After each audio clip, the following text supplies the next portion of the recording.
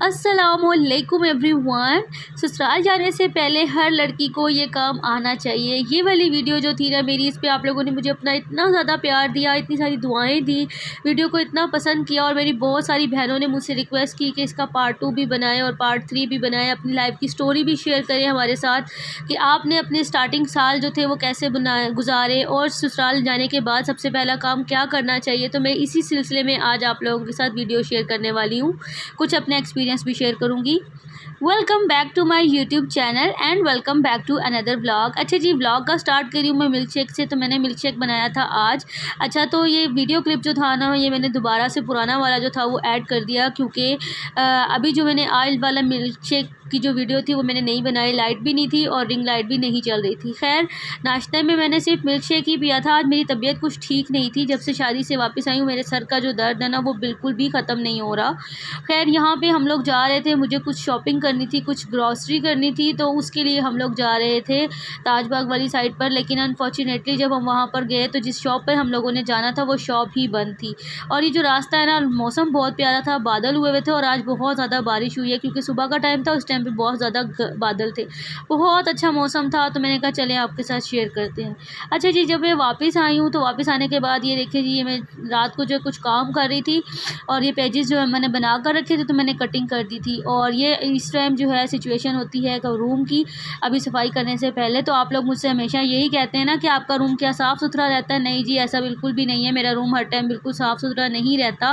बेशक बच्चे नहीं है, लेकिन मैं खुद जो है ना वो काफ़ी ज़्यादा जो है ना वो खिलारा मचा कर रखती हूँ, क्योंकि जब मैं काम करती हूँ तो मैं खुद मचाऊँ या ना मचाऊँ, साथ साथ समेटती रहती हूँ, लेकिन काम करती हूँ ना तो खिलारा पड़ जाता है। खैर, यहाँ पे जी निहारी बना रही हूँ मैं आज, आप लोगों के साथ रेसिपी भी शेयर करूँगी।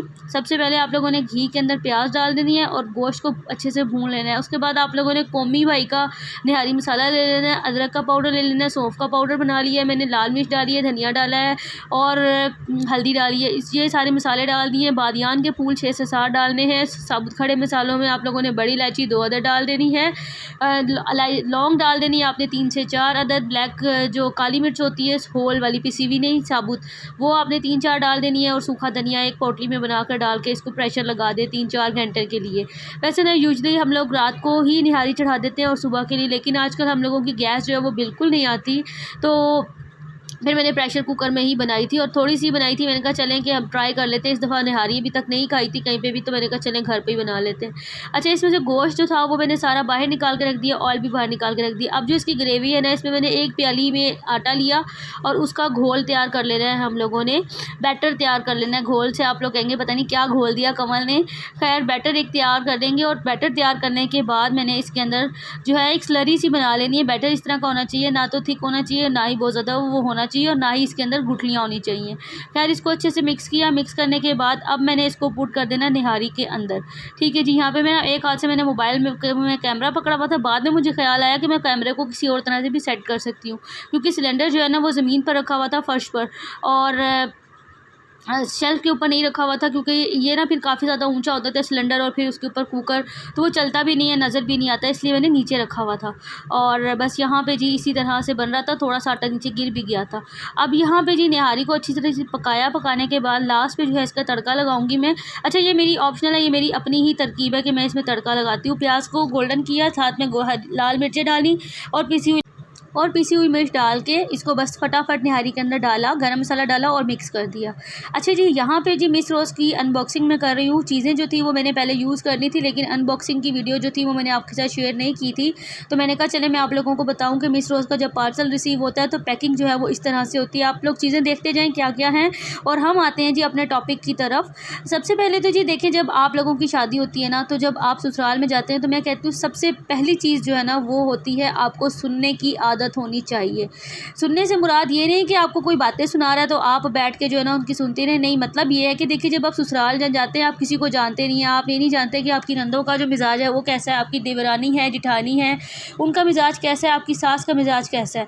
और सबसे पहली चीज़ जो होती है ना, वो मैं आप लोगों को हमेशा से, जो चीज़ मैंने अपनी गलतियों से सीखी है वो मैं आप लोगों के साथ स्टोरी भी आगे जाके थोड़ी सी शेयर करती हूँ कि मैंने क्या गलती की और जो आप लोगों ने नहीं करनी। सबसे पहली चीज़, आपको बैक बाइटिंग की आदत बिल्कुल नहीं होनी चाहिए और सुनने की आदत इस तरह से होनी चाहिए। देखिए, आपकी नंद आप को अगर कहती है, क्योंकि हर जगह पे एक जैसा माहौल नहीं होता। जब आप ससुराल जाते हैं, कहीं पे नंदों की शादी हुई होती है, कहीं पे नहीं हुई होती है, किसी घर में देवरानियाँ होती हैं, किसी घर में जिठानियाँ होती हैं, हर घर का अपना एक माहौल होता है ना।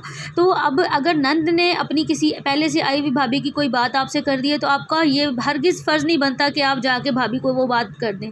अपने अंदर सुनने की और उसको जज़्ब करने की सलाहियत पैदा करें। मतलब ये कहने का ये है कि अगर किसी ने कोई बात आपको कर दी ना किसी के ख़िलाफ़, तो आप एक कान से सुनें, दूसरे से निकाल दें।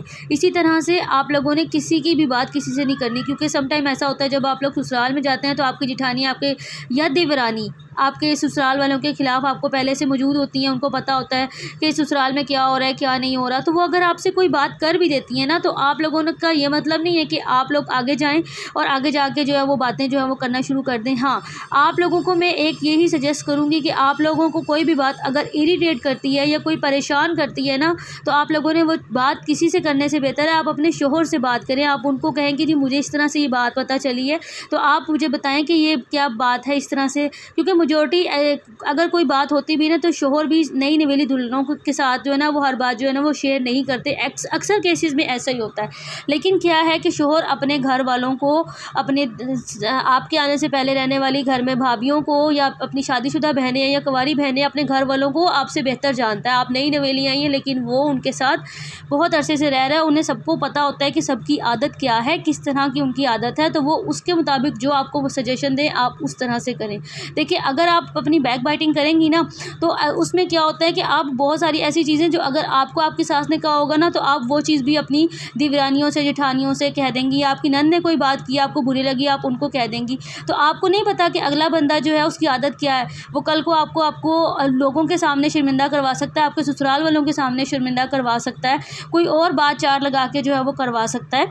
तो इस चीज़ों से ये वाली जो चीज़ें हैं ना, ये मैं हमेशा कहती हूँ कि ये चीज़ें आप लोगों को ना समझदारी से काम करना है। खैर, समझदारी एक अलग चीज़ होती है, चालाकी जो है ना वो एक अलग चीज़ होती है। और बहुत सारी गर्ल्स ऐसी होती हैं आजकल की, जो मेके से ही वो जो है ना काफ़ी ज़्यादा चालाकियाँ जो है ना वो सीख के आई होती हैं, और वो आते सास ससुराल में जो है ना इम्प्लीमेंट करना शुरू कर देती हैं।